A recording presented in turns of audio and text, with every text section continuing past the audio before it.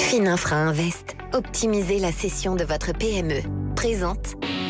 Comment transmettre son entreprise? Bonjour Céline Boissard, merci d'être avec nous. Vous êtes fondatrice et dirigeante de Fininfra, un cabinet spécialisé dans la transmission des entreprises. C'est notre thème du jour. On va parler aujourd'hui de négociation, de cession et puis surtout de l'art de trouver un équilibre. C'est très important.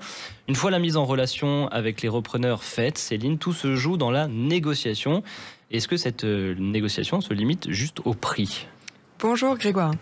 Une bonne négociation ne se limite pas au prix. Il est nécessaire d'avoir une vision globale de l'opération et de ses conditions. Alors en plus du prix, nous sommes amenés à négocier les modalités de paiement de ce prix, les différentes garanties et clauses suspensives ou encore les conditions d'accompagnement du dirigeant a posteriori de la cession. Il nous arrive même parfois de négocier les conditions d'un partenariat stratégique lorsque le dirigeant souhaite rester impliqué. Négocier, ce n'est pas un bras de fer, c'est plutôt trouver un équilibre durable entre toutes les parties. Vous intervenez beaucoup. Comment est-ce que tout cela se formalise concrètement? En général, cela se formalise par une première version de lettre d'intention, qu'on appelle également une LOI. C'est le point de départ des discussions écrites entre le vendeur et l'acquéreur. Elle va permettre de fixer les bases telles que le prix proposé ou sa méthode de calcul, le calendrier, les différentes garanties et conditions principales.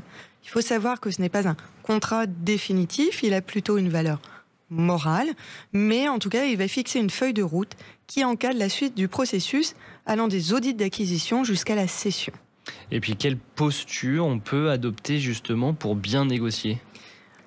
Pour bien négocier, je recommande aux dirigeants de PME d'être dans une posture de préparation et de cohérence, à savoir qu'il détermine bien ce qu'il veut et pourquoi.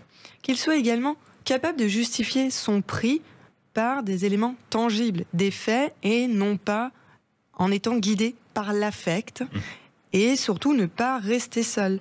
Une négociation, il faut savoir qu'elle peut être longue et exigeante, elle peut durer plusieurs semaines et nécessiter de nombreux ajustements.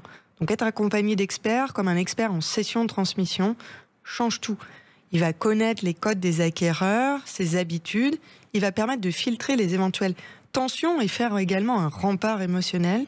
Et enfin, il protège les intérêts du dirigeant tout en maintenant une dynamique constructive et d'échange. J'imagine qu'il y a quand même des pièges à éviter pendant toute cette phase clé.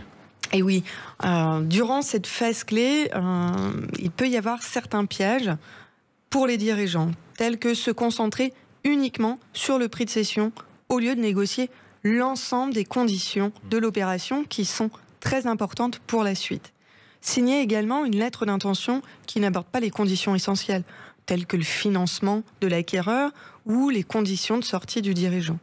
Ou encore laisser ses émotions prendre le dessus au risque de bloquer les échanges, car il faut savoir qu'une négociation revêt également un caractère humain et vient également préparer, mettre en place une relation de confiance pour la suite. Céline, selon votre propre expérience, quels conseils vous donneriez aux dirigeants qui vont justement rentrer dans cette phase ultime et très importante de la négociation? Alors durant cette phase très importante de négociation, je leur dis régulièrement que ce n'est pas un sprint, mais plutôt un marathon. Et oui. Elle demande de l'endurance, du temps, de la préparation et surtout une vraie stratégie. Et être entouré, c'est également gagner en clarté, en sérénité, mais surtout en pouvoir de persuasion. C'est très clair. Merci beaucoup, Céline Boissard. Merci. Comment transmettre son entreprise? Avec Fininfra Invest, optimisez la cession de votre PME.